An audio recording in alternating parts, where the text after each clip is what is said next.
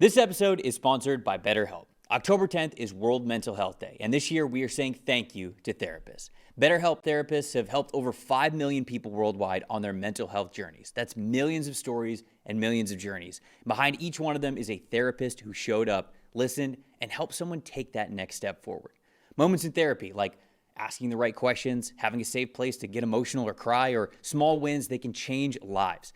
This World Mental Health Day, BetterHelp is honoring those connections and the therapists who make them possible while showing how easy it is to get guidance from a licensed therapist online with BetterHelp. I've been doing therapy for over 2 years and I couldn't recommend it enough. It's helped me so much with relationships with my friends, families, even myself. It's helped me understand myself better, and it's just made for such a better life. It really has. With over 30,000 therapists, BetterHelp is the world's largest online therapy platform, having served over 5 million people globally. And it works with an average rating of 4.9 out of 5 for live sessions based on over 1.7 million client reviews. This World Mental Health Day, we are collaborating with those therapists who have helped millions of people take a step forward. If you're ready to find the right therapist for you, BetterHelp can help you start that journey. Our listeners get 10% off of their first month at BetterHelp.com/PFF. That's BetterHelp, HELP.com/PFF. All right, let's go back to Thursday Night Football. Last game that we're talking about here, Eagles and the Giants. The Giants win this game 34-17. Giants top 5 graded players that we had from that game last week. Center John Michael Schmitz, an 83.2. Wide receiver Wan'Dale Robinson, a 70.6. Halfback Cam Skattebo with a 70.4. Center Austin Schlotman with a 69.5. Edge rusher Brian Burns, a 68.6. Jackson Dart in this one, an 89.7. The run game, a big reason why. On Philly's side of things, tight end Dallas Goedert with an 86.5. Wide receiver A.J. Brown, an 81.1. Center Cam Jurgens with a 75.9. Offensive guard Tyler Steen, a 72.7. Edge rusher Jalix Hunt, a 72.2. And Jalen Hurts, a 58.2. Dalton, what was your stat that told the story here for this? I'll cover two things at once. Most impressive, as can be expected, Jackson Dart was outstanding. He was unbelievable in this game. I think especially on third down, 94.7 PFF grade on third down. I have to check this for this the Sunday slate, but after Thursday was over, that was the third best third down grade by any quarterback this season, behind Dak Prescott in Week 1. Was that just passing, or was it passing or overall? Overall, yeah, because the rushing's a part of that. Because outside the pocket, he was outstanding in this game. Dak Prescott in Week 1, Baker Mayfield against Seattle in Week 5. Those are the only two quarterbacks that were better on third down this season per the grading than Jackson Dart in this game. And the first player this season to have an 80 passing grade and rushing grade in the same game. So, I mean, there are times when it still looks like he's figuring out the offense and the speed of the game, but the fact that, kind of like I talked about with Drake May earlier, the pocket movement and just the ability to go out there and just be like, hey, I'm just going to get a first down no matter how I have to do it, especially with this crew of receivers he's working with. Really impressive stuff against what it's supposed to be a really good defense for the Eagles. And the other thing I got to point out, and fun fact, Trevor, our film breakdown later this week is going to be on this Giants run game and the O-line and Dart and Skattebo and all of that specifically. We're going to have fun getting into that. That should come out on Thursday. This Giants offensive line in this game, and against what's generally a very good unit for the Eagles on defense, a 77.8 overall grade, highest this season. There was only 2 games last year where they were higher than that. That was against the Saints and Panthers, who had the 2 worst D-lines in football last year. 78.9 run blocking grade. Dart was sacked twice. We charged both of them to him for holding the ball too long. Mm-hmm. So this offensive line is playing a lot better, of course, in part because Andrew Thomas is back healthy. Yeah. And 2, in the run game, Brian Daboll, when I said he's really gone back to 2022, this is going to be a big theme in this breakdown we do later this week, he's gone back to, he basically has taken that 2022 binder off the shelf that he had with Daniel Jones and Saquon Barkley, right back to it. They've gone from a heavy zone team to a heavy gap scheme team running power and pulling people and pin pulls, and everything that they're doing up front is making it easier on their offensive line to see where they need to be. And it's all coming together, especially, I think, in the run game more than anything. We've seen that with the yardage totals and things like that, but Daboll has basically just taken that binder off the shelf and gone, hey, guys, we don't have Malik Neighbors. We're going to run this offense. Mm-hmm. And we made the playoffs with it. We may not do that this year, depending on how many wins we can get, but this is how we have to do it. And we have Cam Skattebo to run through your face, and we have Jackson Dart as, respect when you want to run options and things like that.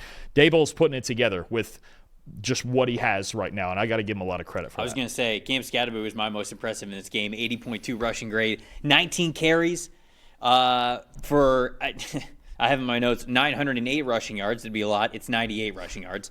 Getting a little ahead of myself there as somebody who had him as RB3 in the draft. 4 missed tackles forced in this game, 9 first down rushes. And I think that's just the thing with Scadaboo is he's not going to be like the home run hitting running back, but to me he is the Isaiah Pacheco. He is the Kyron Williams. Like he is the first down machine. He's who you lean on. He runs the ball hard. He'll always give you yards after contact. He'll always be falling forward. He was so impressive in this game. It felt like this is the kind of game of why you draft this player. The stat that told the story for me is the Eagles still just not having the right identity on offense. I feel like they're just not leaning into the run game the way they need to. It feels like to start the game they have. When you look at the first half of this game, 8 carries, 56 rushing yards, they're cool with running the ball to start the game. But then, like, even when they're getting a little bit behind on the scoreboard, they go, okay, can't do this anymore. We got to pass the football. They had 4 carries for 2 yards in the second half. You're the Philadelphia Eagles. You're the best offensive line in the NFL. You have Saquon Barkley. You have Jalen Hurts. Run the ball. Come on. Control the game. It just feels like they are, when trouble on the scoreboard has come up at all whatsoever, they've been like, okay, we got to pass. And I don't really know why they're getting to that point during games this season. I start to wonder if it's not just the scoreboard bit. So 18 in total, 18 design carries for 61 yards. Mm-hmm. 31 of those yards were on the first 2 plays of the game. Okay, good start. Right, which means then the other 16 carries after that got 30 yards. And very quietly, this team is 16th in run blocking grade. Each of the last 4 seasons, they were top 5. Sure. They're actually just not blocking as well as we're used to seeing them. And you do start to wonder now, not only is it a relatively plain scheme, as has been talked about a lot by a lot of different people, but last year there was so much, especially of this run game of, hey, we have Hurts, we have Saquon, we're going to run inside zone, everybody knows it, we're going to run you over. They're not just running people over this year. And it's still not creative. They haven't added anything to try to help that, and the option game isn't working as well as it used to for them. You do start to wonder now. Like, was it the Denver? Yeah, the Denver game that just didn't run the ball at all, but they were still blocking reasonably well in that game. The 12 times or whatever it was that they did. You start to wonder if this is not across the board the best offensive line in football at the moment. So it is an issue because the passing game is also pretty plain, and they haven't figured out how to get the ball to their best players consistently. And the Giants, that's the scariest part to me, is the Giants in this game physically. We know their D-line's great, but physically in the trenches, this was the first time in a long time that I've seen the Giants not afraid of the Eagles. And I've seen any team not afraid of the Eagles in the trenches. That's an issue.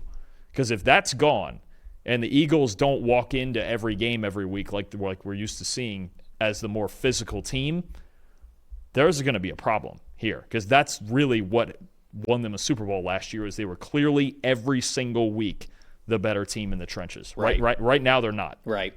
Yeah, they're replacing Mekhi Becton with Tyler Steen, and they're replacing Landon Dickerson with Brett Toth, who was starting for Landon Dickerson. So when Dickerson's out there, it's obviously a little bit better. You obviously have Cam Jurgens for Jason Kelsey, but that's been a thing for a little bit now.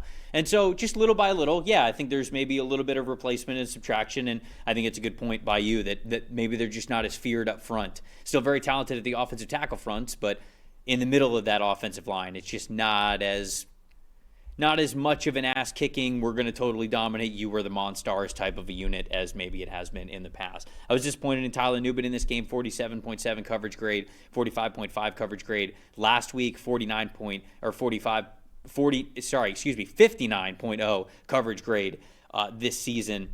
They're playing him in a lot of different spots. They're playing him in the slot. They're playing him on the outside. They're playing him as a robber. And so it's tough when you have those kind of assignments. But I have a lot of faith in him as a football player. He's one of my favorite players in the draft class coming out a couple of years ago. So I know that he could play better. Just disappointed in some of the grades I've seen so far this season. But I do think that he will bounce back.